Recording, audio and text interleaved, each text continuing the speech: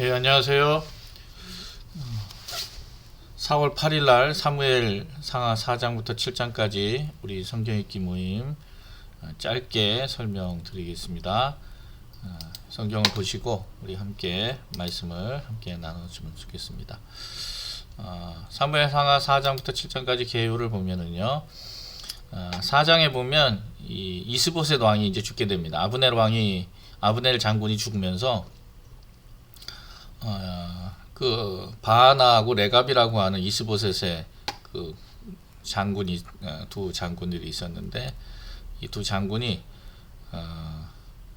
이스보셋이 이제 잠을 자는 사이에 밀을 가지고 갖다 주러 왔다라고 하면서 이스보셋 왕이 잠을 자고 있는 모습을 보고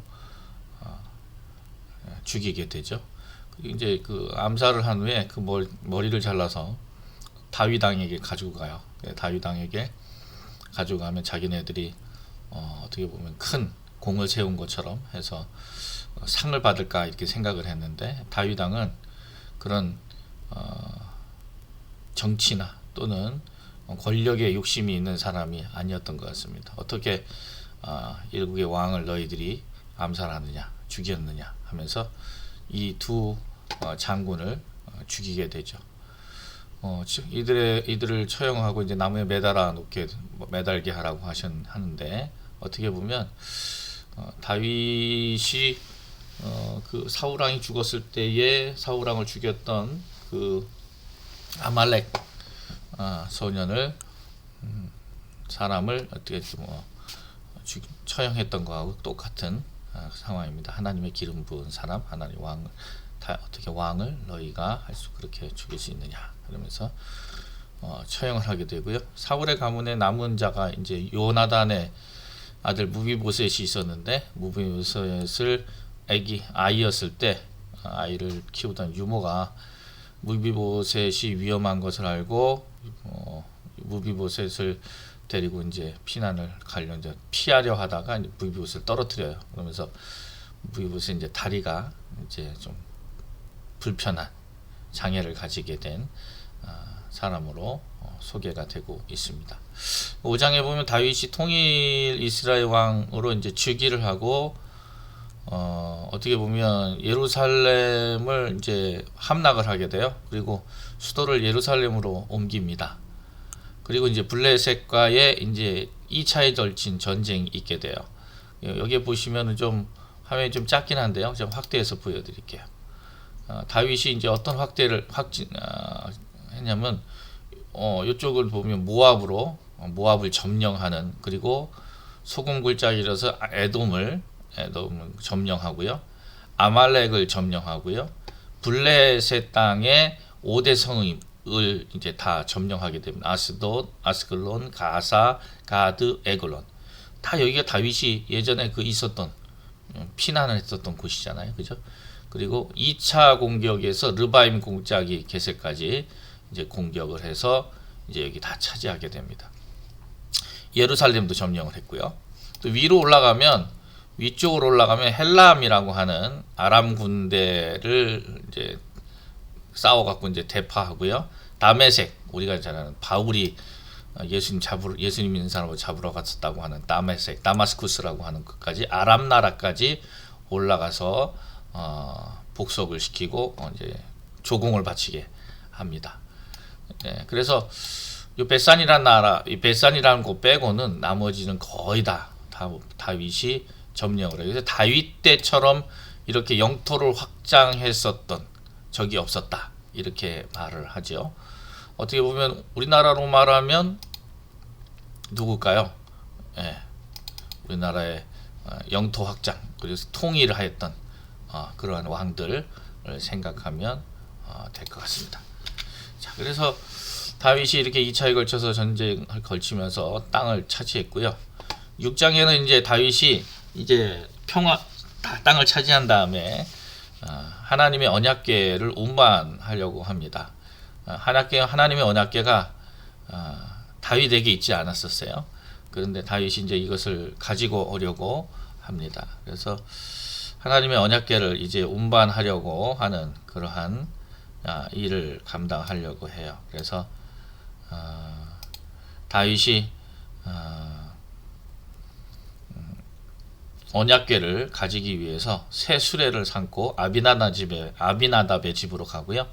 아비나답의 아들 우사와 아효가 그 수레를 이제 몰게 돼요. 근데 아효는 이제 언약궤 앞에서 이제 끌고 가고요. 우사는 그 옆에 있었나 봐요. 근데 우사가 이제 언약궤를 가져가는데 이 언약궤가 이제 소가 몰고 가고 있었는데 덜컹한 거예요. 덜컹하는 거예요. 그러면서 기우뚱하니까 우사가 이 언약궤가 쓰러질까봐 이제 잡은 거죠. 언약궤를 잡았는데 순간 이 우사는 그 자리에서 즉사를 하게 됩니다. 사람들은 모두 놀라고 다윗도 얼마나 놀랐는지 몰라요. 그래서 이 언약궤를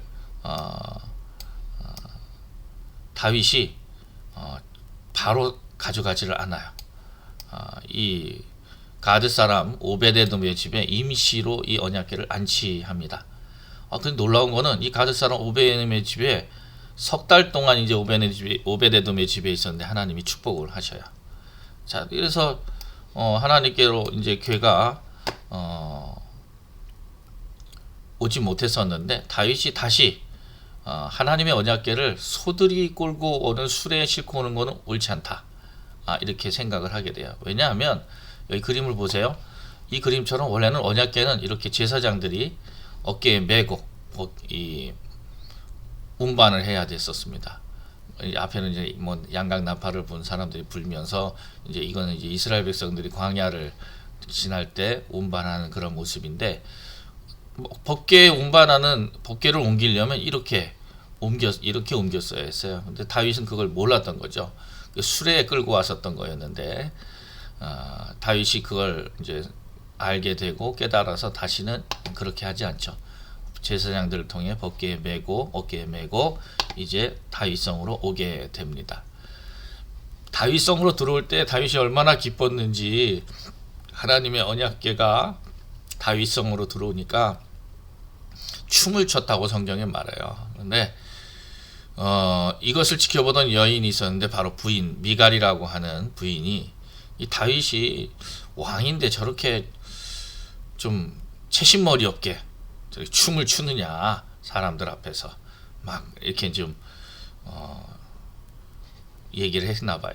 근데 그것이 나중에는 다윗에게 얘기하게 되고 들려지고 나중에는 나는 하나님만 생각한다. 나는 하나님이 나에게 법궤를 허락하신 것에 감사하고 우리 다윗성에 하나님의 언약궤가 온 게 너무나 기뻐서 나는 하나님 앞에 춤을 춘 거다.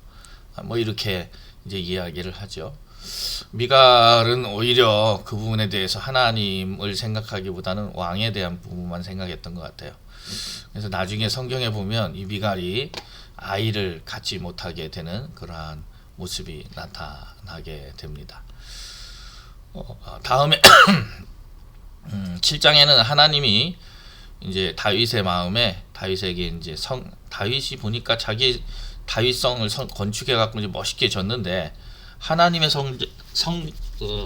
법궤는 성막 안에 이렇게 천막에 이렇게 쳐져 있는 거죠. 그러니까 예전부터 이 이스라엘 백성들이 광야에 있을 때 이 천막 안에 법궤를 두었던 것처럼 이 성소가 그렇게 되어 있는 거예요. 그러니까 성전을 지어야겠다 이런 생각을 가지게 되죠. 그래서 나단에게 물어봐요. 나단이 하나님께 묻게 되고 하나님께서는 허락하지 않으세요. 그래서 다윗에게 당신의 때에는 하나님이 이 성전을 허락하지는 않으실 것 같습니다. 그래서 다윗은 성전을 준비하게 되죠.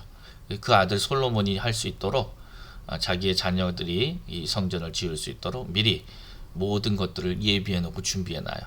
그래서 다윗이 성전을 건축하게 됩니다. 다윗이 성전을 건축하게 못된 이유 중에 하나는 그가 피를 많이 이 정복 사업을 하면서 피를 많이 흘리고 많은 사람들을 죽게 하기도 했다는. 그래서 그 손으로 피를 흘렸던 손으로 하나님의 성전을 짓는 것은 옳지 않다. 이런 의미에서 하나님께서는 다윗을 성전을 건축하지 못하게 하십니다. 자, 오늘 여기까지 1장부터 4장부터 7장이네. 위에 좀 설명이 잘못 나왔네요. 4장부터 7장까지의 내용으로 함께 보았습니다. 마치겠습니다.